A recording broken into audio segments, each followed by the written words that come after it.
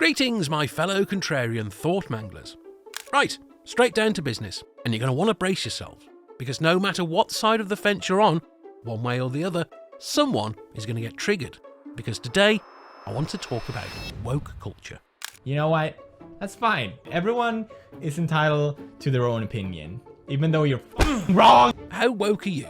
What does it even mean? How woke is too woke? Could this be the end of the world at the hand of Bill Gates and British stud Prime Minister Rishi Sunak? Well, I did some rare thinking of mine and dove into the place your parents told you never to go, the darkest holes of the internet, and I pulled out this little beauty. That show on HBO, Comic Relief for the Homeless, and the idea then, again, among liberals, I thought was, for the sake of compassion, can we get these people off the street so they have a roof over their heads? And now it's like, how dare you try to move the homeless? This is where they live. It's like, again, you change the definitions and then you say, I'm more conservative. I believe what I've always believed. Whoa. No, not that, you weirdo. So, what do woke people defend here? The right to be homeless? Now, maybe this is a bold stance and I might rustle some feathers, but I'm going to come out and say it anyway. No one should be homeless. I know. But hold your horses, because it gets weirder. A lot of people can't think of themselves. And not only that, but they've had jobs where they've been forced to all day, every day, follow the rules, listen to the boss, be told when to show up, what to do, and you just get into this drone mindset. So, is woke culture being forced onto everyone? Well, to answer that, we have to define what it is, where it's going, and where you stand. People are saying no, I believe in freedom of speech. I believe in the right to be allowed to have an opinion. If people want to believe Meghan Markle, that's entirely their right. I don't belying almost anything that comes out of her mouth. And I think the damage she's done to the British monarchy and to the Queen at a time when Prince Philip is lying in hospital is enormous and frankly contemptible.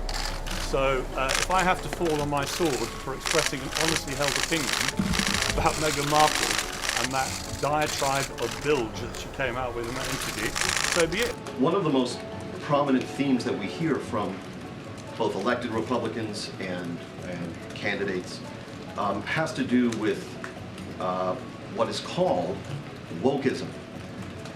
And we hear about an anti-woke agenda. And this entire subject reminds me of what Supreme Court Justice Potter Stewart once said about obscenity, that he couldn't define it, but he knew it when he saw it. And so we hear so much talk about woke capitalism, a woke military, and so on. And by way of trying to clarify this for the American people, I wonder if we couldn't begin with a threshold question, to wit, is President Biden woke? It seems like woke culture is going to be the #1 political battle in the West for the next decade. Who is more than who? Woke culture can be defined broadly as being aware or well-informed in a political or cultural sense, especially regarding issues surrounding marginalised communities. It describes someone who has woken up to the issues of social injustice. Phones today have a huge impact on how much this plays out for kids. Kids from as young as 8 years old are being hit with political issues from everywhere. If you're lucky enough to be born before the 90s, you didn't have that problem. For a lot of us, we lived in the business life, let alone life, prior to this device existing, and really established the way we worked, the way we thought, the way things worked. This is truly the remote control of society. It just is. So that's what it is, but where does it want to go? There's a new type of comedy at the moment called woke comedy, right? No, it's very progressive, There are some clubs now where the comedian has to sign a thing saying he won't say anything contentious or he won't say anything that could offend anyone. It's a safe space for the audience. Woke comedy. And I tried to watch a bit of it, and I decided I'd rather watch Louis C.K. masturbate. Now, obviously everyone isn't a fan of woke culture, but here's the end goal. Now, this clip is a bit long, but don't get flicking away because it's too good to leave out. So let's watch it through anyway. Part of the problem with having a conversation with the end goal is that the work is never done. Part of the problem is also you can't identify the end goal because any disparity in outcome is just assumed to be racist. That's the de facto. If there is a disparity in outcome, race has to be but not in everything, not in, for example, people who collect garbage. or people who have higher risks of death, you know, truckers or something, or on death row, which is almost exclusively male. So I think that Yes, nobody says we need more female representation on death row. That's correct. That's correct. So I think that the key here is, what does it mean to have an equitable system as opposed to what it means to have a system in which we treat people equally? Yes, yeah, this is the absolute heart of the issue, isn't it? I mean, we could get, I don't sound Panglossian, but we could get almost total agreement, it seems to me, in American society on the idea that people should have an equal shot in their lives. I think that's a pretty good aspiration. Right, and I'll give them what they're looking for. And this is where I think many conservatives have fallen. The idea that we can and should just pick ourselves up by our own bootstraps, that's a good idea. But it's far easier to do that if we have systems based upon fairness. So the end goal is equal chances.